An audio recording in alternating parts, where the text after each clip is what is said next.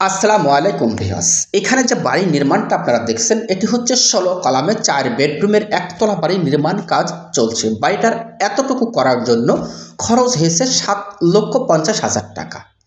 তো বাড়িটা করার জন্য আমাদের দৈর্ঘ্যের দিকে জায়গার প্রয়োজন লেগেছে ৩৮ ফিট, প্রস্থের দিকে জায়গার প্রয়োজন লেগেছে ৩৬ ফিট ১০ ইঞ্চি। যদি আমরা স্কোয়ার ফিটে হিসাব করি তাহলে আসে ১৪০২ স্কোয়ার ফিট। যদি আমরা শতকে হিসাব করি তাহলে আসে ৩ শতক ২১ পয়েন্ট।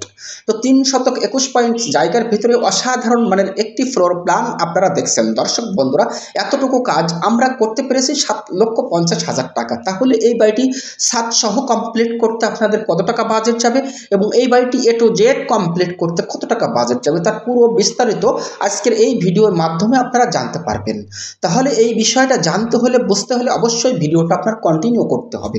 তো ভিডিওটি কন্টিনিউ করতে থাকেন এবং কথাগুলো একটু মনোযোগ সহকারে শুনতে থাকেন।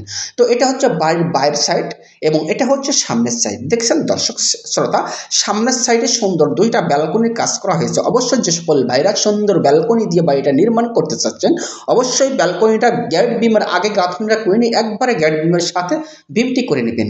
এখানে আমাদের গ্যাট বিম আগে করা হয়ে গেছে কিন্তু গাঁথনি করে নিয়ে রড ছাড়া হয়েছে। এই রডের সাথে কিন্তু আমাদের এই গ্যাট বিমটি ঢালাই করা হবে।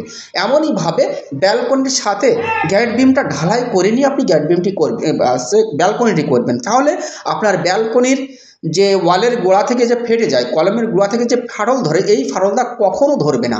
এমনইভাবে গ্যাট বিমটি আপনি ঢালাই করে নেবেন। দর্শক বন্ধুরা, আমরা এটা হচ্ছে মেন গেট। মেন গেট থেকে আমরা ঢুকে সর্বপ্রথমে পেয়ে যাচ্ছি একটি ডাইনিং এবং তারই পরে আমরা পেয়ে যাবো একটি ড্রয়িং। তো বাড়ির সামনের সাইডে আমরা পেয়ে যাবো একটা বেডরুম, পিছন সাইডে আমরা পাবো দুইটা বেডরুম।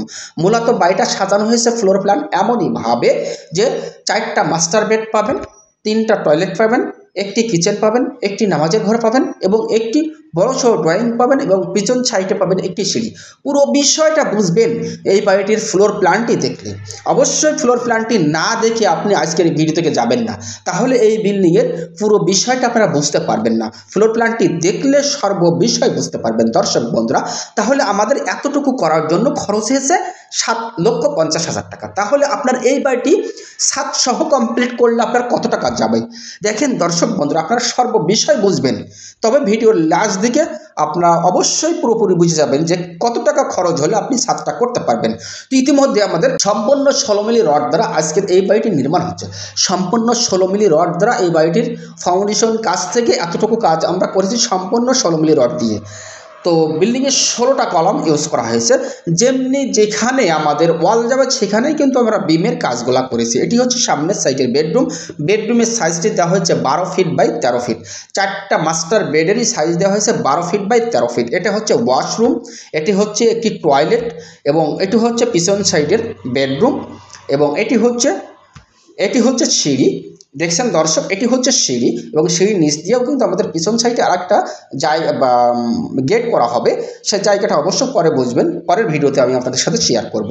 এবং পিছনে ওই যে কর্নারের যে রুমটা দেখছেন ওটি হচ্ছে একটি বেডরুম এবং এই যে সাইডে দুইটা জায়গা দেখা যাচ্ছে, একটি হচ্ছে নামাজের ঘর, একটি কিচেন এবং সামনের সাইডে এই হচ্ছে আরেকটা বেডরুম। তাহলে দর্শক বন্ধুরা, আমাদের এই বিল্ডিংটি ছাদ সহ করতে গেলে আপনার কত টাকা বাজেট যাবে?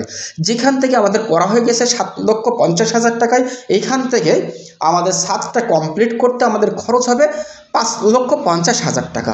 তাহলে আপনার বেস থেকে ছাদ ঢালাই দেওয়া অবধি আপনার খরচ আসবে ৭ ৫ 12 13 লক্ষ টাকা হলে এটি শুধুমাত্র ছাদ করতে পারবেন। তো এই বিল্ডিংটি যদি আপনি গাঁথা সহ কমপ্লিট করতে চান সেক্ষেত্রে সেখানে আপনার আরও 2 লক্ষ টাকা এখানে জুড়তে হবে।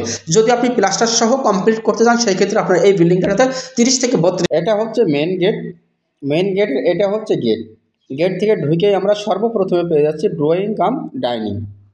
তো ড্রয়িং কাম ডাইনিং থেকে আমরা পিছন সাইডে পেয়ে যাচ্ছি 2টা বেডরুম, সামনের সাইডে আমরা পেয়ে যাচ্ছি 2টা বেডরুম।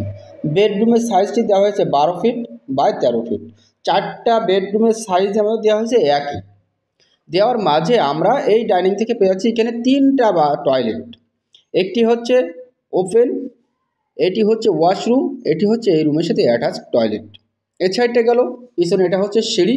সিঁড়ির সাইজটা রাখা হয়েছে 7 ফিট। এটা হচ্ছে আরেকটা টয়লেট, এই রুমের সাথে অ্যাটাচ টয়লেট। এইখান থেকে এটা দরজা, এটা হচ্ছে 5 ফিট দেওয়া হয়েছে এবং এটা হচ্ছে পিছন সাইডে বেডরুম। এটা হচ্ছে নামাজের ঘর, এটা হচ্ছে কিচেন আর এইটা হচ্ছে বড় ড্রয়িং কাম ডাইনিং। তো বাড়িটা করার জন্য দৈর্ঘ্যের দিকে জায়গা লাগছে 38 ফিট, প্রস্থের দিকে 36 ফিট 10 ইঞ্চি। যদি আমরা স্কোয়ার ফিটে হিসাব করি তাহলে আসে 1402 স্কোয়ার ফিট, শতকে হিসাব করলে আসে 321 পয়েন্ট।